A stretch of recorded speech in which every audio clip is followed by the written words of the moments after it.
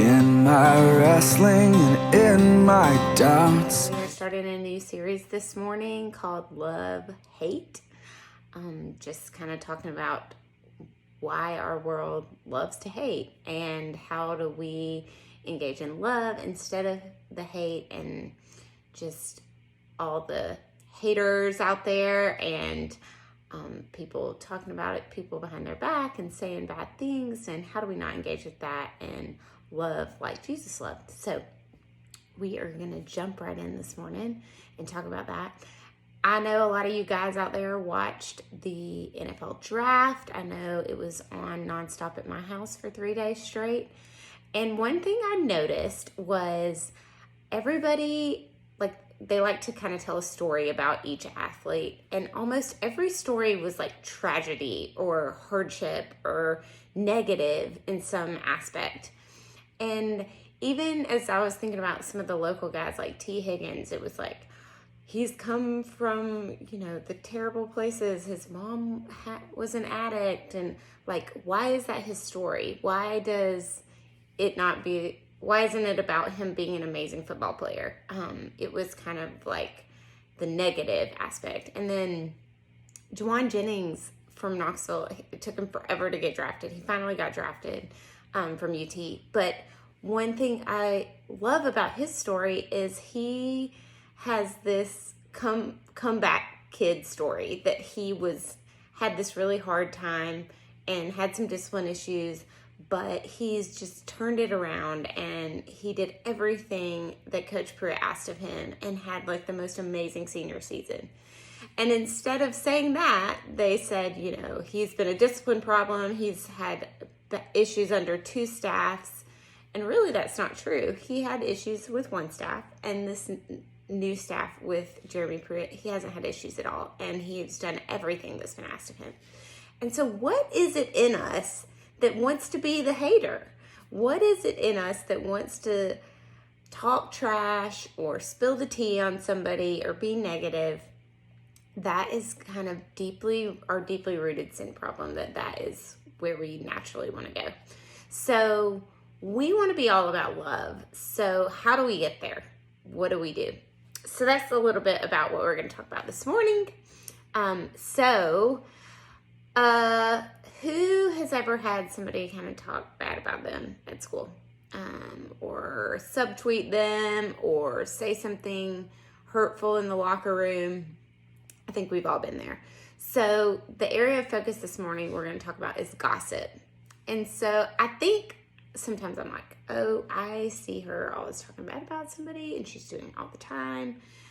And sometimes I do it, but I think I like to do it in kind of a kind way, like, bless her heart, did you hear that so-and-so did so-and-so, And so I talk about it to my friends, but kind of in I think a kind way. But really, everybody struggles with gossip.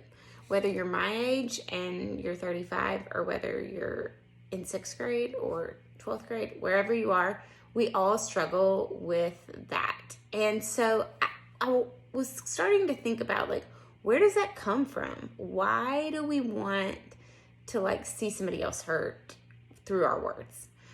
And I think the root of it is often our insecurities.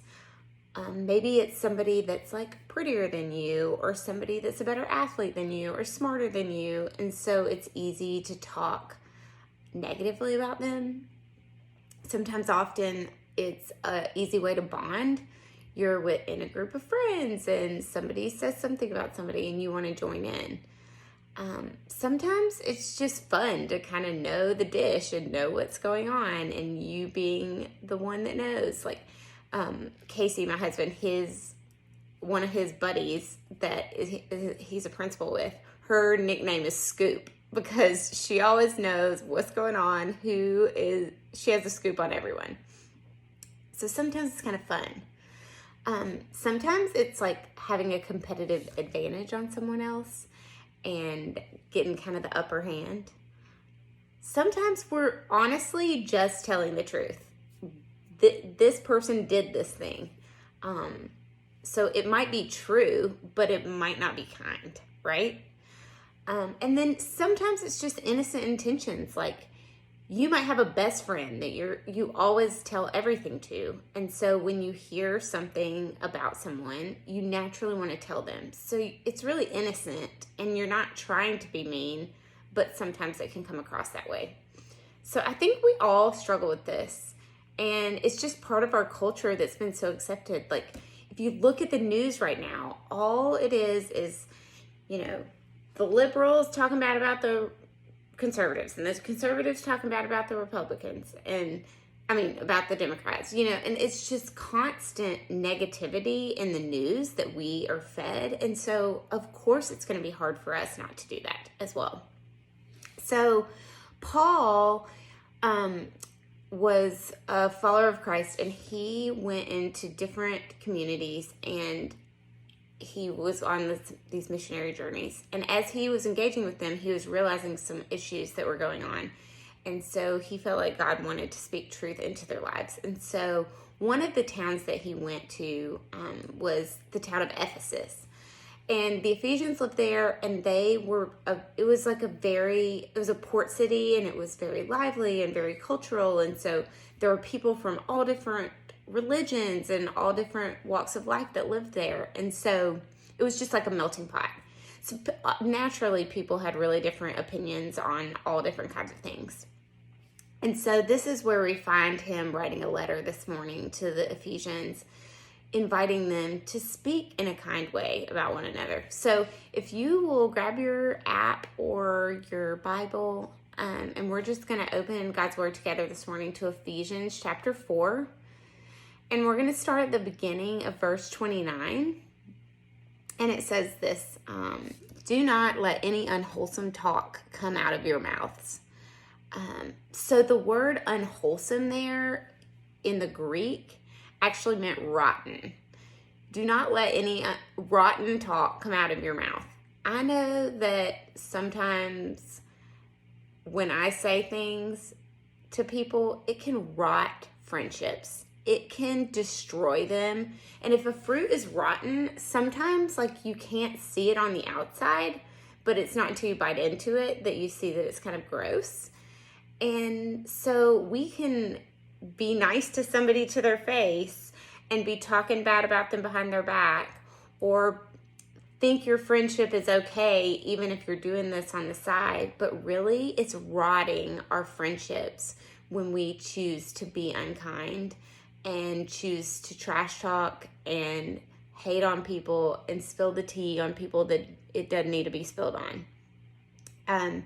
So it's like I think deep down that rottenness is like an indication of something deeper going on inside of us. So let's keep looking at that verse. It says, do not let any unwholesome talk come out of your mouth, but only what is helpful for building others up according to their needs, that it may benefit those who listen.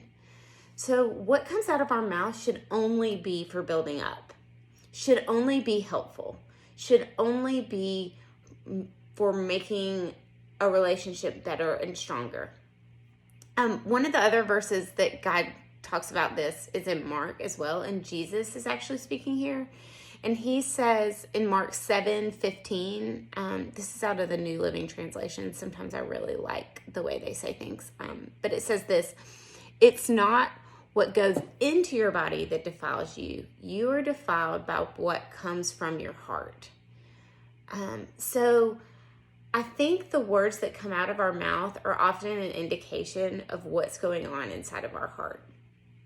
If we're hurt about something, or if we are insecure, or we think that we are better than somebody else or whatever, often that comes out in the way that we talk to people or about people.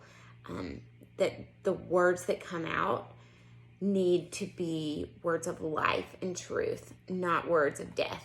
And unfortunately, a lot of the things that come out of our mouth are really not life-giving, and they're actually life-tearing down or whatever.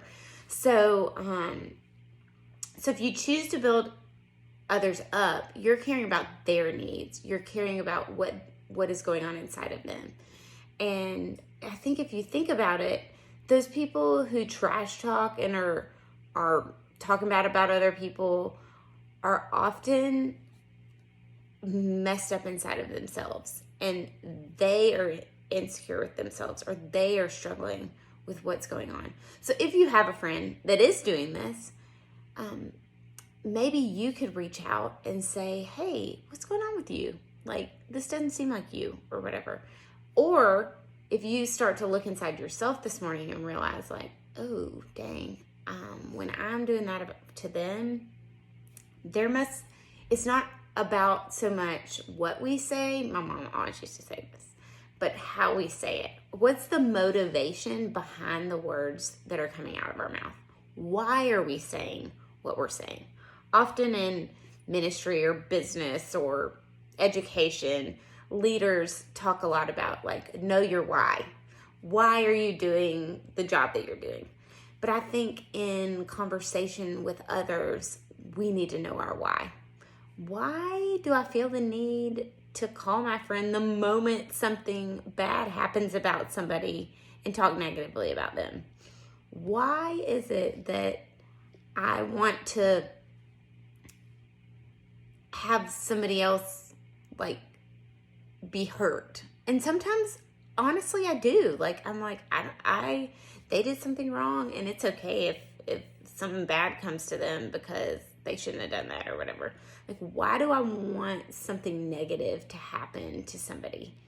And I think one of the words that I love that Paul uses in this passage is, it says, don't let the unwholesome talk come out, which sometimes we can think, oh, maybe he just means cussing or something. But he said, but only what is helpful.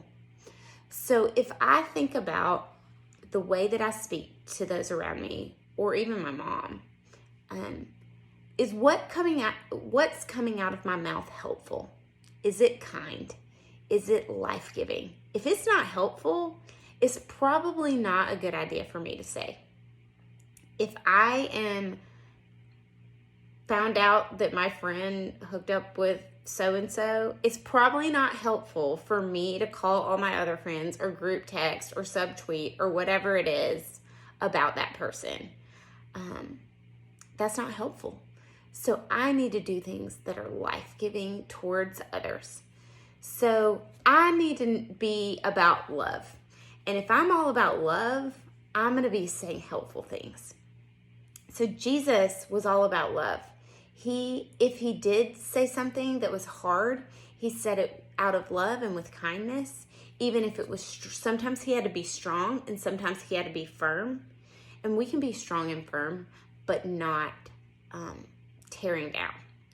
So I think sometimes we want to answer these questions when we're speaking about things out. We think, will it make me look funny? Will people think I'm cool? Will people think I'm smart? And is it mostly true? But what if we ask a new question? What if that new question was, is it helpful? Is what I'm saying helpful to somebody around me? Will these words build them up? Will they make somebody's life better?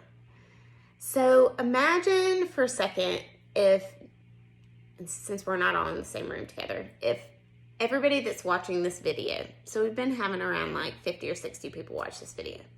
So if 50 of us chose to refuse to gossip, to not join in the hate, to not talk bad about people, to speak life and truth, and to speak words that were helpful, how would this change our schools, our churches, our households, our friend group, if we chose, when the negative talk was happening, to walk away? If we chose to speak a word of kindness about someone when someone was talking bad about someone? So if we chose love instead of hate. So we want to be about the things of Jesus. And so let's be about love this week. Let's be about life and truth as we speak and think about what is coming out of our mouth. Say too short.